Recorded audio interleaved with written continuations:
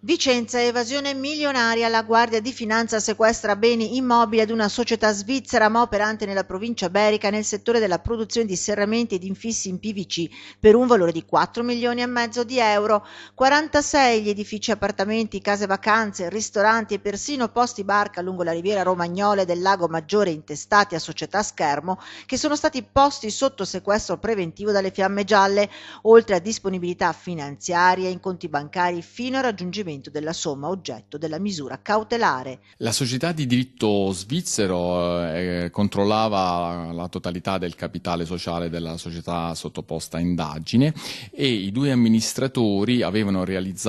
posto in essere alcuni schermi societari che erano titolari fittiziamente degli immobili, ma di fatto erano riconducibili a questi amministratori. Due gli amministratori susseguitisi alla guida della società di capitali, un bolzanino di 67 anni e una vicentina di 53, segnalate alla Procura della Repubblica di Vicenza per violazione alla norma penale tributaria relativa all'omesso versamento dell'IVA dovuta per gli anni dal 2010 al 2014 e per il 2016. Gli uomini della Guardia di Finanza sono arrivati alla società nel corso di un'attività di analisi di rischio e di intelligence volta ad identificare contribuenti con profili di pericolosità fiscale. È così che attraverso l'esame della documentazione e dei supporti informatici si sono ricostruiti gli omessi versamenti di imposta sul valore aggiunto.